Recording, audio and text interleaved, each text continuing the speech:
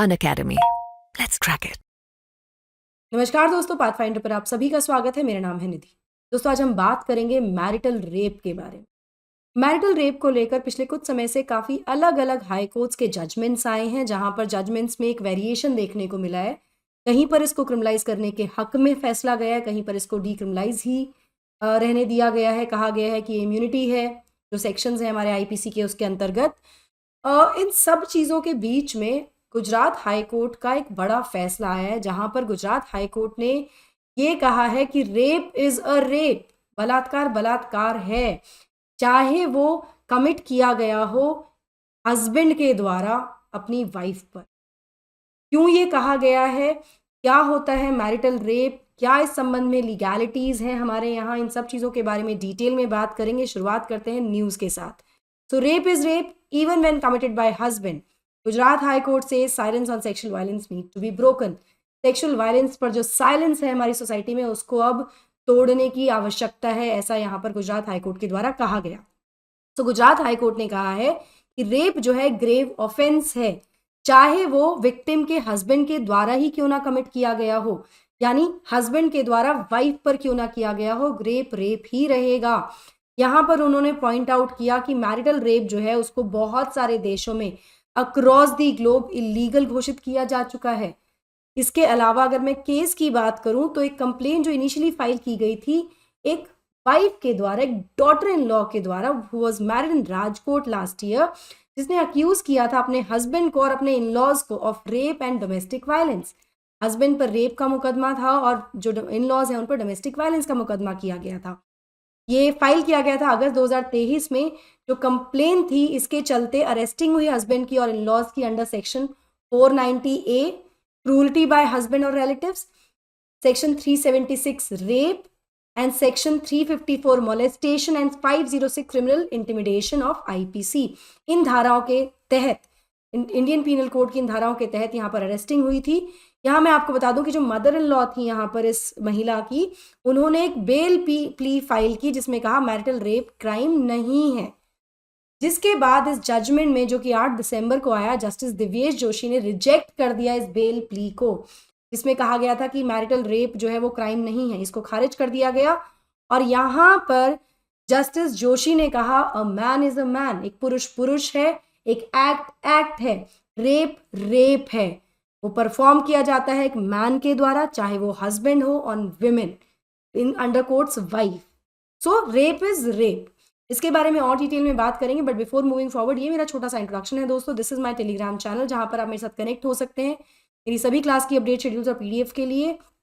ND Live 10 मेरा code है दोस्तों, जिसका आप इस्तेमाल कर सकते हैं to avail the best discount on your subscriptions. 40% तक का आपको डिस्काउंट मिल जाता है। इसके अलावा डिस्क्रिप्शन बॉक्स में और कमेंट सेक्शन में पिंड कमेंट में आपको एक काउंसलिंग फॉर्म मिलेगा, जिसको आप फिल कर सकते हैं। एजुकेटर कोड आपसे पूछा जाएगा, आपको यूज करना है वहां पर एजुकेटर कोड ND Live 10। आपको इस कोड को मार्क करना है और अगर आप ये मेरा कोड मार्क करते हैं तो मैं आपको बता दूं कि आप एलिजिबल हो जाते हैं फ्री डेमो सेशंस के लिए हमारे ऑफलाइन सेंटर्स में, जो दिल्ली में मुखर्जी नगर और करोल बाग में हैं और प्रयागराज में भी आने वाले हैं। तो अगर आप इन एरियाज में रहते हैं तो आप डेमो सेशंस अटेंड कर सकते हैं, लेकिन उसके लिए आपको एक काउंसलिंग फॉर्म फिल करना होगा जो डिस्क्रिप्शन बॉक्स में दिया गया है ना। हमारे यहाँ एडमिशंस ओपन है for GS foundation success program 25-26। यहाँ पर अलग अलग कोर्सेज आप देख सकते हैं। 40% तक का आपको डिस्काउंट मिल रहा है फिलहाल मेरे कोड ND Live 10 के साथ। और इसके अलावा और भी बहुत सारी यहाँ पर बेनिफिट्स हैं, जैसे जब आप सेंटर जाते हैं तो आपको एक वर्ल्ड क्लास इंफ्रास्ट्रक्चर मिलता है, आपको फ्री वाईफाई फैसिलिटी मिलती है, आपको लाइब्रेरी फैसिलिटी मिलती है हमारे सभी सेंटर्स में, जहाँ पर आपको बैठकर पढ़ सकते हैं। 1-on-1 मेंटोरशिप आपको यहाँ मिल जाती है, अपने एजुकेटर से आप बात कर सकते हैं, डिस्कस कर सकते हैं अपनी स्ट्रैटेजी एक्सेट्रा। बैचेस हमारे 30 दिसंबर से शुरू हो रहे हैं, 24 दिसंबर तक ये ऑफर वैलिड होगा। ये नंबर है जिस पर आप कॉल कर सकते हैं। कोड याद रखिएगा ND Live 10 दोस्तों। और फ्री डेमो सेशन के लिए do not forget to fill the counselling form which is given. इसी के साथ मुखर्जी नगर सेंटर में भी आप ये कोर्सेज देख सकते हैं। सारे कोर्सेज आपके लिए अवेलेबल हैं, 40% डिस्काउंट है। ND Live 10 यहाँ पर भी आपको कोड यूज करना है ये डिस्काउंट अवेल करने के लिए। बैचेस यहाँ 25 तारीख से शुरू हो रहे हैं, 24 तक ऑफर है। इस नंबर पर आप कॉन्टैक्ट कर सकते हैं अपनी किसी भी क्वेरी के लिए। साथ ही प्रयागराज जो एक नया सेंटर है हमारा, यहाँ पर भी बैचेस 25 तारीख से शुरू हो जाएंगे। ये आपको कोर्सेज यहाँ मिल रहे हैं फॉर UPSC और यहाँ पर प्रयागराज में आपको एक फाउंडेशन कोर्स मिल रहा है यूपी पीसीएस के लिए भी। तो अगर आप यूपी पीसीएस के स्टूडेंट हैं तो आप ये कोर्स अवेल कर सकते हैं। कोड आपको यूज करना है ND-Live10 to avail the best discount that is available. और यहाँ पर भी फ्री डेमो के लिए आप मेरा कोड यूज कर सकते हैं काउंसलिंग फॉर्म में, and you can go and avail the free demo session. इस नंबर पर आप कॉन्टैक्ट कर सकते हैं और बात कर सकते हैं हमारे सभी जो मेंबर्स हैं उनसे, और डिस्कस कर सकते हैं अपनी किसी भी डाउट या क्वेरी को। चलिए, जैसा कि मैंने आपको बताया कि यहाँ पर जस्टिस जोशी ने रेफर किया था, मेंशन किया था कि दुनिया के बहुत सारे देशों में मैरिटल रेप इलीगल है। तो कौन कौन से देशों में मैरिटल रेप जो है वो इलीगल है?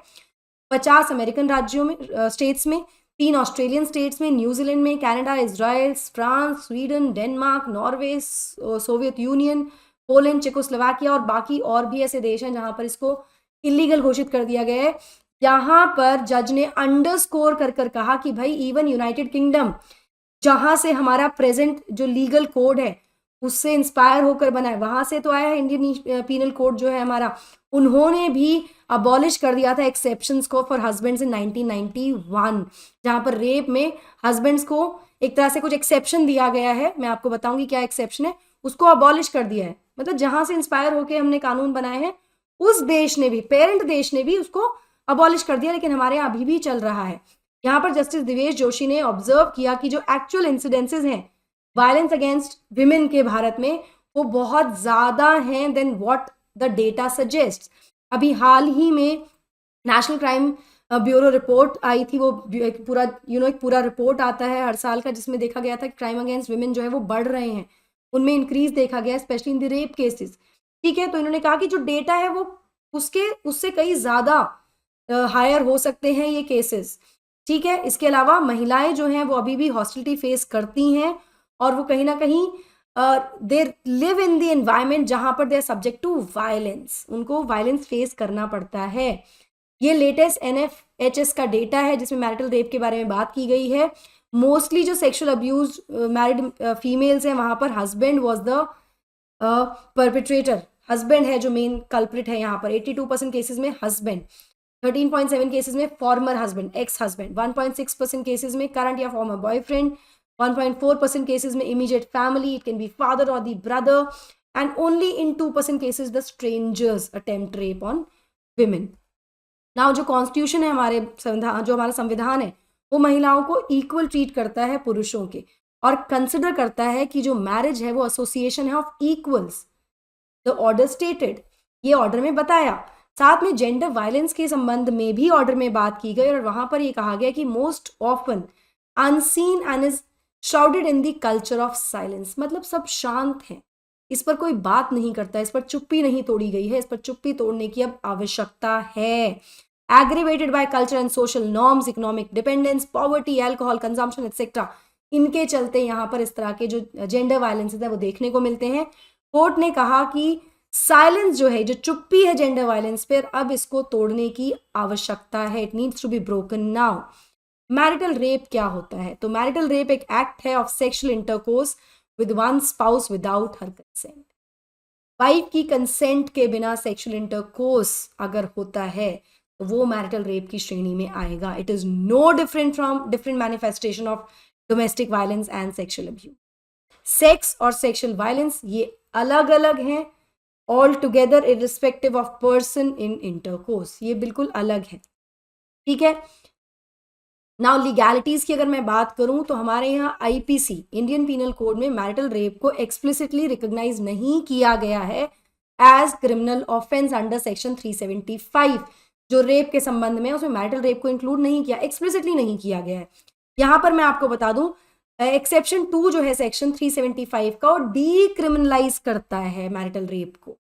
IPC की जो धारा है 375, उसमें एक्सेप्शन 2 है दिया गया है, जो कि मैरिटल रेप को डीक्रिमिनलाइज करता है। ये कहता है कि सेक्सुअल इंटरकोर्स जो किया जा रहा है by a man with his own wife, जो कि 18 साल से कम आयु की नहीं है, मतलब जो कि अडल्ट है, उसकी कंसेंट के बिना भी उसको रेप कंसिडर नहीं किया जाएगा। मतलब महिला की कंसेंट है या नहीं, अगर वो अडल्ट है, वो वाइफ है, तो ऐसे में पुरुष का जो सेक्सुअल इंटरकोर्स है अपनी वाइफ के साथ, उस महिला के साथ, वो रेप की श्रेणी में नहीं आएगा। ये एक्सेप्शन यहाँ पर दिया गया है, चाहे उसमें कंसेंट है या नहीं है।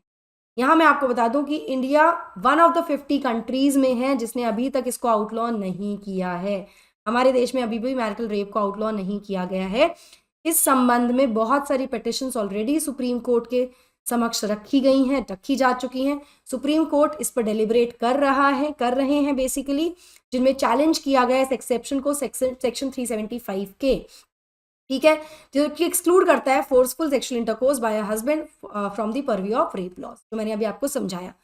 बहुत सारी पब्लिक इंटरेस्ट लिटिगेशंस भी कंटेस्ट करती हैं validity of this immunity clause. भाई ये क्यों इम्यूनिटी दी गई है पुरुषों को, इस पर कंटेस्ट किया गया, जिससे कि क्या हो रहा है, इससे महिलाओं के अगेंस्ट, जो मैरिड महिलाएं हैं उनके अगेंस्ट क्या हो रहा है, इससे डिस्क्रिमिनेशन दिख रहा है। ये लगता है कि डिस्क्रिमिनेट किया जा रहा है उनके अगेंस्ट, ठीक है। अगर जजमेंट्स की मैं बात करूं तो कर्नाटका हाईकोर्ट और दिल्ली हाईकोर्ट के जजमेंट यहाँ पर महत्वपूर्ण है। कर्नाटका हाईकोर्ट के जजमेंट को अपहेल्ड किया गया था ऑनरेबल सुप्रीम कोर्ट के द्वारा भी। यहाँ पर अप्रैल 2022 में ये कहा गया कि एक husband could be charge with rape, एक हस्बैंड को रेप के चार्जेस लगाए जा सकते हैं if he had forcible sexual intercourse with his wife. तो यहाँ पर वो जो इम्यूनिटी है उसको एक्सेप्ट नहीं किया गया, ठीक है, मतलब उसको गैर संवैधानिक बोला गया और कहा गया कि हाँ हस्बैंड पर चार्जेस लग सकते हैं रेप के अगर वो फोर्सिबल सेक्सुअल इंटरकोर्स किया गया है वाइफ के साथ, ठीक है, जिसको ऑनरेबल सुप्रीम कोर्ट ने अपहेल्ड भी किया था। यहीं दिल्ली हाई कोर्ट की मैं बात करूं तो डिवीजन बेंच ने डिलीवर किया था एक स्प्लिट वर्डिक्ट मई 2022 में with respect to the issue of marital rape, जहां पर स्ट्रक डाउन कर दिया गया था एक्सेप्शन 2 को एज अनकॉन्स्टिट्यूशनल। मतलब एक जज के द्वारा इसको अनकॉन्स्टिट्यूशनल घोषित किया गया, जो एक्सेप्शन 2 है, जहां पर हस्बैंड जो इन्वॉल्व है इस तरह से फोर्सिबल इंटरकोर्स में, सेक्सुअल इंटरकोर्स में, वो इम्यून है फ्रॉम मैरिटल रेप, तो इसको स्ट्रक डाउन किया गया, गैर संवैधानिक कहते हुए। वहीं दूसरे जजेस ने रिजेक्ट कर दिया था प्ली को टू क्रिमिनलाइज मैरिटल रेप, ठीक है। और यहाँ पर यह भी कहा गया था कि जो भी चेंजेस हैं इस कानून में वो एड्रेस किए जाने चाहिए बाय दी लेजिस्लेचर, मतलब ये सरकार की जिम्मेदारी है, लेजिस्लेचर की जिम्मेदारी है इसमें चेंजेस लाने की। गुजरात हाईकोर्ट की ही बात करूं तो बिफोर दिस रूलिंग 2018 में गुजरात हाईकोर्ट ने भी ये बात कही है कि वो रीलुक करें at the marital rape immunity जो दी गई है पुरुषों को, हस्बैंड्स को, बट यहाँ पर इस ऑर्डर में, उस जजमेंट में क्वॉश कर दिया था चार्ज को of rape against the married man. Relook करने की बात की गई थी, लेकिन जो चार्जेस थे अगेंस्ट द मैरिड मैन उनको क्वॉश भी कर दिया गया था। जिसके बाद फिलहाल ये जो जजमेंट आता है काफी महत्वपूर्ण हो जाता है विद रिस्पेक्ट टू गुजरात का। जो रिसेंट जो भी प्लीज सुप्रीम कोर्ट में भी हैं उनके नजरिए से भी अगर हम कहें तो ये जो रिसेंट जजमेंट्स हैं काफी महत्वपूर्ण बन जाते हैं।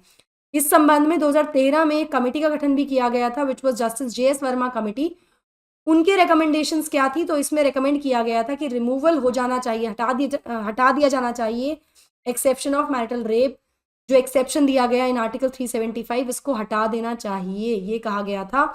इसे प्रपोज किया गया कि लॉ को स्पेसिफाई करना चाहिए कि मैरिटल या कोई और संबंध बिटवीन द परपिट्रेटर और विक्टिम, मतलब जो कर रहा है और जो विक्टिम है उसके बीच में कोई वैलिड डिफेंस नहीं है against the crimes of rape और sexual violence.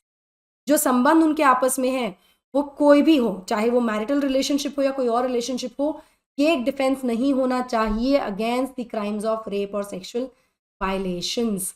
Let's see supreme court के जजमेंट, सुप्रीम कोर्ट इन पिटिशंस पर क्या कहता है और फाइनली इस पर क्या वर्डिक्ट आता है with respect to marital rape. फिलहाल गुजरात हाई कोर्ट ने तो रेप को रेप ही कह दिया है, घोषित कर दिया है। आपका इस संबंध में क्या कहना है दोस्तों, मुझे कमेंट सेक्शन में ज़रूर बताइएगा। आपके कमेंट्स काफ़ी महत्वपूर्ण है इस पूरे मुद्दे पर। पता लगना चाहिए कि what you feel about it. तो मुझे कमेंट सेक्शन में कमेंट करना बिल्कुल मत भूलिएगा। That is it from my side. I hope you like the session. Do not forget to like, share and subscribe to the channel and also hit the bell icon so that you get notifications about the latest update. Thank you so much. God bless. Bye-bye.